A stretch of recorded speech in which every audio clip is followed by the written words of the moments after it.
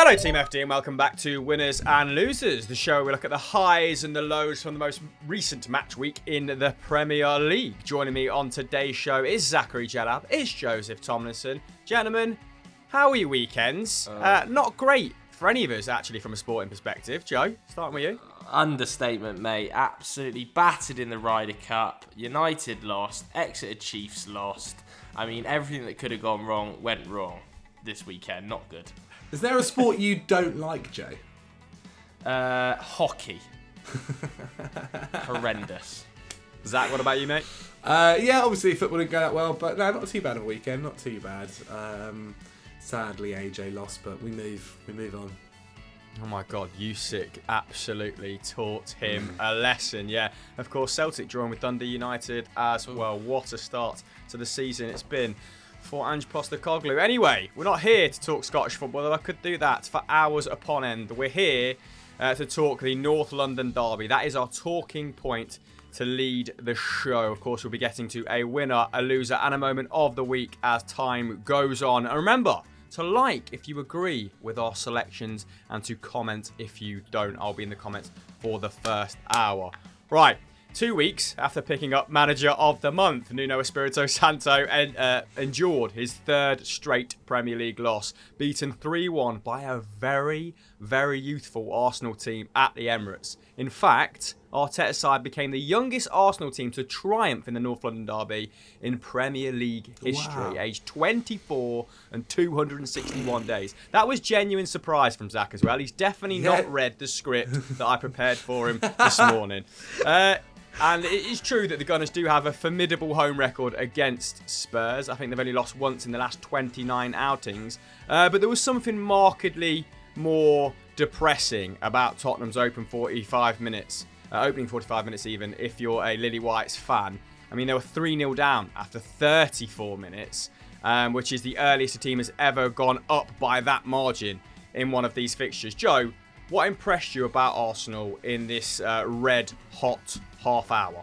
I think this was the best performance. And the game in general. I think this was the best performance of the Mikel Arteta era. I really do. And certainly the best performance in front of fans of the Mikel Arteta era. Because, of course, the FA Cup final, I think, was played in front of nobody, right?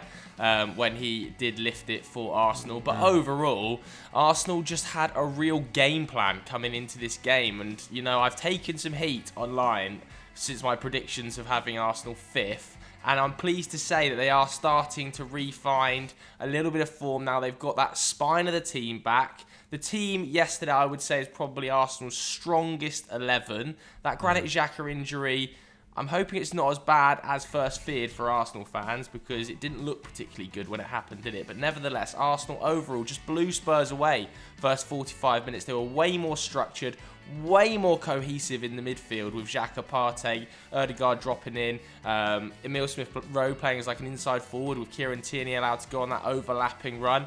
Way, way better across pretty much 1 to 11, in my opinion, than Tottenham, who looked clueless in absolutely every facet of the game. As bad as I've seen the Tottenham team play, is that 9 goals conceded in the last 3 games, 1 scored. They were utterly shameful in that first 45 minutes. The midfield of Dele, Højbjerg and Tanguy Ndombele was horrendous.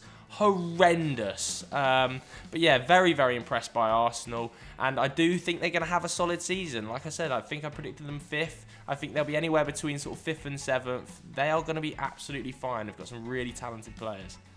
I think I joined you with my Sunday Vibes pre-season prediction that they would finish 5th as well. So yeah, saved us from further egg on our faces. A great result here. And I've got to say, you know, Saka and Smith-Rowe starting to look like one of the Premier League's more formidable young dynamic duos. I've got a great stat here. Among duos, when both aged under 21, only Ronaldo and Wayne Rooney have assisted each other more often in the competition's history. So keeping some very, very good company there. Zach, as impressive as Arsenal were, Spurs, like Joe said, were equally inadequate, particularly in that first half. What did you make of them? Yeah, I mean, we need to heap praise on Arsenal, but Jesus Christ, Spurs made it easy for them in that first half. I do not know what they were doing. It was a really odd tactic of if you were looking at that game, especially in the first 30 minutes of it, Spurs essentially had no midfield. Every time their defence, whether that would be Sanchez or Reguilon, every time they got that ball, they went long. They kept going long. They just kept trying to skip Arsenal's midfield, and it wasn't even like they were winning every single long ball. Majority Arsenal's defence seemed to deal with them pretty easy. And after that, obviously, after some great play, arguments that maybe it was a foul before Arsenal's second goal. After some great play for Arsenal, as you said, they were 3-0 down after such a short period of time, and you just saw there that the body language of half their players, especially Harry Kane, who maybe was also unfortunate not to get a penalty in the second half, was really bad. You could tell after the first goal went in, it seemed like really only Heung-min Son seemed like he believed that Spurs could maybe get something back from this. Every other kind of Spurs player had really, really negative body language. And it was just like so kind of, considering the players that they've got in Harry Kane and Heung-min Son, it was just not cohesive in any way, shape or form. I just did not understand that why they were skipping midfield. And then when they brought on Skip and Hill in the second half, they actually looked much better. And it just baffled me as to why they didn't start these guys in the first place. Ndombele has obviously been spoken about a lot this season, and kind of gets given this chance to perform on the big stage against Arsenal in the North London derby, and you couldn't tell he was playing. If he was on the bench, you really wouldn't have known. Same with Harry Kane, to be quite honest, who really has had a shocking start to the season. But yeah, no, as great as Arsenal were, they definitely deserve the praise. Spurs were pretty bad. Yeah, Kane has now failed to score in 5 consecutive Premier League outings, the first time that's happened since August 2016. He's had 3 shots on target in his last 4 games. So it is clearly more than form, isn't it? It is like you said, his body language, his mentality doesn't look to be on the same level as in seasons gone by, and no doubt there's a resentment building there about not parting ways in the summer. But this result completes a complete role reversal even. Arsenal lost their first 3 matches without scoring. Spurs won their first 3 matches without conceding, although it does have to be said they conceded 52 shots in that period. And we were stressing that XG was suggesting they shouldn't have won all 3 of those games. And now Spurs sit below Arsenal in the table in 11th place. Arsenal 10th, having conceded 3 goals consecutively in as many games. And that's the first time they've conceded a glut of goals in that fashion since September 2003. So when people say this was the worst Spurs performance in recent memory, or this is the worst run that Spurs have put together in recent memory, they are completely correct. Anyway, after the game, Nuno did come out with some interesting comments, Joe. He said that the team weren't able to do what he wanted them to do. And I just wanted to ask you, what do you think it is that the Portuguese manager, required from his players?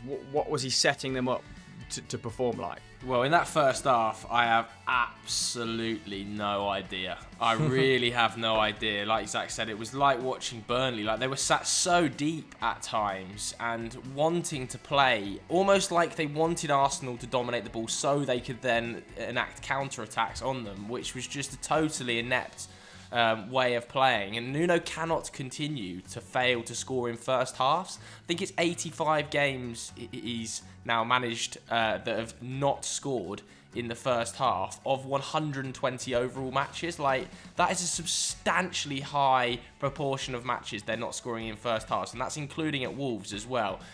I really didn't understand the first half tactics. I think he should have changed it way quicker. It was by 45 minutes the game was gone. The changes needed to happen after 15-20 minutes.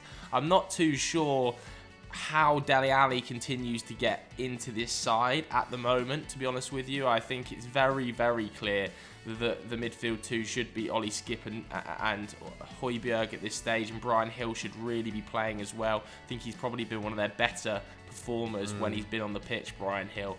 I really don't like how Tottenham are set up at the moment at all. I wonder whether Nuno might either consider going back to that 3-back with wing-backs and using Reguilon as a left wing-back and Matt Doherty or Royale as a right wing-back to give himself a little bit more structure that he's used to, because at the moment it's just a mess in so many areas. Harry Kane is not Spurs' biggest problem. Harry Kane will score goals throughout the course of the season. He always starts the season slowly. Heung-min Son is not Spurs' biggest problem. Their biggest problem is the midfield. It's a black hole of a midfield. There's nothing going on in there. If I see Tango and Ndombele vacate the space in the midfield area one more time when he's playing in a top match, I will lose my head. Højbjerg is too deep. Tango and Ndombele is just off doing whatever he wants. Dele Alli's playing right mid at times. It's a mess back to front at Spurs right now. They need to go back to the drawing board quickly. January bid for Connor Cody incoming then. Anyway, let's give Emile Smith-Rowe the last word then, seeing as he put in such a special performance. It's probably the best day of my life, I've always dreamt of this day to score for Arsenal against Tottenham, and with my family here as well, it's just the best feeling ever. This week's winners then are Manchester City, and this suggestion comes from @SatiMCFC.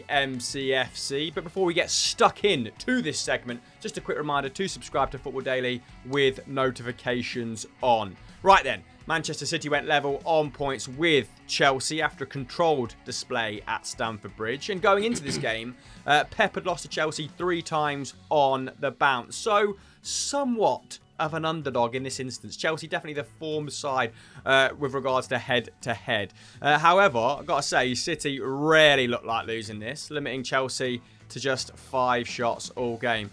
Joe, I wanted to ask you, because of course Zach is the Chelsea fan, so we might get a more honest answer out of you. What did you make of Chelsea's starting 11? Given that we labelled them the best in the Premier League on Sunday night. Well, particularly that midfield, sorry. We labelled them the best in the league, didn't we? Yeah, them and City, I think we said, were the two. And I think City's was... I think City's game plan, just that high press really, really troubled Chelsea, didn't it? I don't have a problem with Chelsea's starting 11, to be honest with you. That was the midfield 3 that blew Tottenham out of the water second half the week before, and we were heaping praise on them. So I'm not going to go and say that they are poor players. I just don't think they had a great day at the office in there. And N'Golo Kante, one of his more poor games in a Chelsea shirt, and you rarely see that, do you? I also thought that the Chelsea front 2 didn't really work. I'm not sure whether Romelu Lukaku and Werner were maybe a little bit too deep, but it felt like whenever they picked the ball up back to goal, they were struggling. I know that 12 of Werner's 20-odd touches were inside his own half, and that's not really where you want Timo Werner. The ball was kind of canning off Romelu Lukaku at times. It wasn't ideal, but I think it was largely down to how good City were, man. You've just got to give City, when they're on it, huge props. They are an incredibly difficult team to beat when they are pressing like that, playing like that. They were all over Chelsea's back 3, trying to pass out from the back. And I know that the lineup's been questioned. People said, well, they should have used Mason Mount. Kai Havertz should have been on a little bit earlier. It's all well and good saying that in hindsight. And I still think Chelsea are an exceptional side. I just think Man City turned up to the best of their ability. Bernardo Silva effectively turned into the best box-to-box midfield performance of the season. He was just absolutely everywhere. Chelsea weren't brilliant, but overall, I think you've just got to take your hats off to City on this one. I think City were awesome. You know what? I chose the wrong words there, Zach. You would have given us an honest answer about Chelsea's performance. A very level-headed Chelsea fan, a very mature young man, but I wanted a more cutthroat answer from Joe. Zach, now you've got the opportunity to put some shine on City then, like Joe started doing, because they were very good in this game, weren't they? Mate, it very much so. Their press was quite frankly incredible. I was lucky enough to go to the game, and witnessing that live was ridiculous. Their front line of Phil Foden, Gabby Jesus, and I guess Kevin De Bruyne also shifted in there as well, of just the constant pressure. Chelsea had no time. Grealish was on the left, wasn't it? Yes, that was it, Grealish too. Chelsea just had no time on the ball whatsoever. I think Rudiger kind of put it quite nicely after the game on social media, where it was probably the first game Chelsea didn't dominate, or didn't under Tuchel didn't feel like that they controlled the game at any point, apart from maybe the last 10 minutes. I kind of agree with Joe. I don't think the formation was wrong. The selections were fine. Mason Mount was injured. But you did kind of, when watching the game, feel like there was that Mason Mount space where he normally is, and where normally we'd be looking to give him the ball so he could turn and kind of run at them. But just quite frankly, City were incredible. Diaz, oh my God, was so good. dealt with Timo Werner and Romelu Lukaku so well. Kyle Walker, his recovery pace is quite frankly stupid. And any time Chelsea did maybe get a ball over the top and we were in behind, Ederson was there to clear it up. I think Pep Guardiola could have come away from that game extremely happy with, and that his whole plan was perfect. Where I think Tuchel kind of came away and thought, we just got absolutely outplayed on the pitch. There's not really a player that I would maybe look at and go, you were terrible today. I thought Edouard Mendy in goal for Chelsea was quite frankly brilliant. Kept you in it, mate. The save from Jack Grealish is outrageous. But yeah, man, like City were just amazing, and we could have played City on that same day 10 times and probably would have lost 9 out of 10, to be quite frank.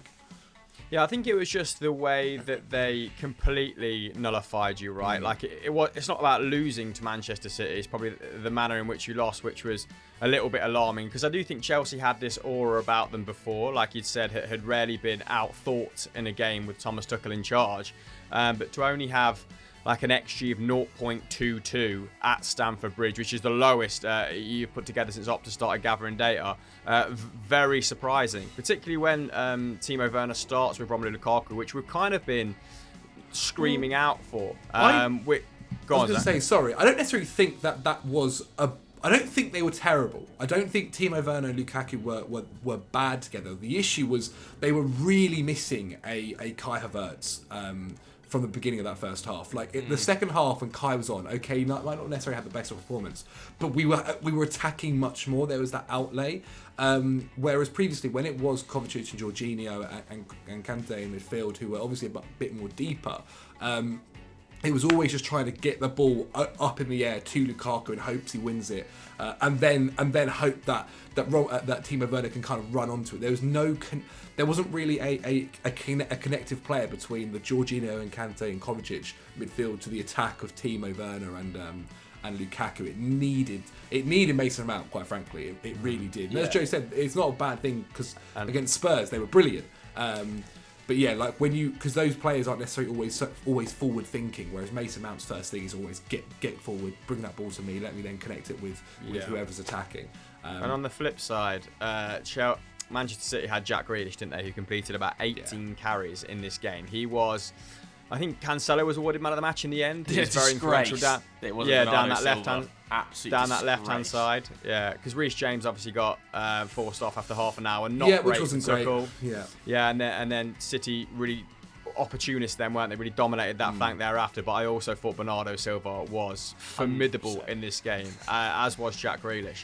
So not quite sure what's happened there, but yeah, that's brilliant. It's just a brilliant performance from Pep Guardiola's men. Let's hear from both managers right now then, with their immediate thoughts after the game. They are the most intensive team in the league in the opponent's half, but still there are only 10 players and there are ways to escape the pressure.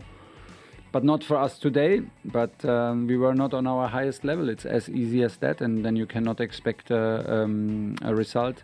All the staff, backroom staff, I cannot deny how proud we are. How proud we are to achieve that, to be close to Les McDowell. The previous manager achieved this record, and try to do it more.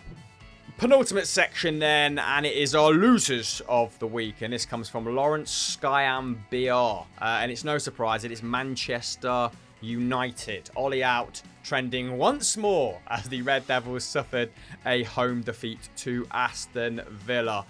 Joe, did United deserve anything out of this game? I mean, probably a point, right? Obviously, they missed a penalty, so it was hard to say that 1-1 probably wasn't a fair result. And they did take an awful lot of shots, not great quality shots, which I think is a problem for Manchester United right now. A few players are very, very trigger happy. Thought Mason Greenwood was excellent on the day, but 8 shots, not from fantastic areas. I think that's something that probably needs to be worked on. 1-1, maybe 2-2 would have been a fair result. I think a draw, but Man United were not good. Like, the result, fine, a draw, but if it had been a draw, the result was a loss, which is like very poor. But the performance was extremely concerning. Again, that's 3 losses in 4 matches. Ollie rapidly needs to turn this squad of individuals into a team that performs well on the pitch. But this has been Ollie's tenure at Manchester United. This has been what's happened consistently, where there's been ups and downs. Where United lose 2 or 3 games really poorly and then suddenly win 15 matches in a row. So, you know what? United aren't playing well. Things need to be changed very, very quickly. And the Villarreal match on Wednesday is now a huge game, a must-win match. But I also want to give some props to Villa. Villa were excellent on the day. They were excellent against Chelsea, even though they lost as well there. And I think Dean Smith has got a side playing really, really well right now that could have scored more goals. So United poor again, but Villa, they're looking good, man. Yeah, they're looking good in that 3-4-3 shape, man. Particularly Matty Cash on that right-hand side looking like a really useful outlet for them. And, they could have gone ahead very early doors when Cash played target in at the back post. And he somehow endeavoured to scoop it over, right? And then there was that bad back pass from Maguire that leads to that chance for Watkins. And quite alarmingly, given that, United play quite a conservative midfield, Villa were cutting through you in the transition, and I thought not alarmingly though, because it happens every game. Like the midfield's just non-existent. Yeah, isn't it, at this stage? I mean, it's something that needs to be addressed, isn't it? Like McGinn was hauled down. I thought that United were quite lucky to escape further punishment there. Watkins' effort saved after that great through ball from Douglas Luiz. That was a great goal. Anything else to add of note on Aston Villa, Zach, before we hear from Ollie and his sort of petulant feedback post game? I mean, you kind of mentioned the big standouts. I mean, is it House? He obviously kind of brilliant header. What a header! Yeah, unbelievable header from the corner. Fantastic, defended really well right through the game. Was a penalty as well. It was a penalty. His hand is obviously a bit harsh, but it is. Martinez, I guess, for his little celebration as well, and kind of telling United, "Oh, you sure you're not going to let Ronaldo take it?" Which I thought was funny. How did Ronaldo not take that pen? Seriously, I mean, his record's fantastic, but Ronaldo has been brought in for a reason. In those moments, he's got to be stepping up and taking that pen. I would agree as well. I would agree. And I mean, I think Matty Cash is obviously going to have the season of his life at the moment. He's incredible, and maybe even United should look at Douglas Luiz as that kind of midfield for them. No, come on, Jalab. Like, good player, but like, for goodness sake, no. Fair enough. Maybe you should sign Poland's Matty Cash. Future Ballon d'Or winner, mate. Let's hear from Ollie then, because he wasn't happy with the taunting of Bruno before and after the penalty. Wow. The way they get round the penalty spot, get round Bruno and all that's not to my liking, but I do understand it. We shouldn't be that way. Bruno's normally very good in those positions, and unfortunately just missed this one. Rounding off this show then, like we normally do, with Moment of the Week. And if your Moment of the Week is not down here, get at me in the comments. Right, I've got 3 options here for you, gentlemen. Raul Jimenez scoring his first Premier League goal in 336 days against Southampton. Lovely to see. Ansu Fati scoring on his return. Also very lovely to see. And Aubameyang's Henry homage, which was like frame for frame, almost perfect. So fair play to him for studying that picture beforehand. What are you going for, Zach? I'll go Ansu Fati. Really, really happy to see he's back. Obviously, such a talented player, and the future is going to be bright for him, especially after that injury. Slightly ruined by the Photoshop. The Photoshop is so bad. Yeah. It's literally something that can be made on words. It is awful. I don't know what's happening at Barcelona in every single part of their departments, but sort it out, lads. Jesus Christ. Yeah, very true. Jay, the footballist, aka the footballist, would not be happy with that effort. Joe, which one are you going for? I might pick a different one, actually. I think I'm going to pick the Liverpool-Brentford game. I just think that was the best game of the weekend by far.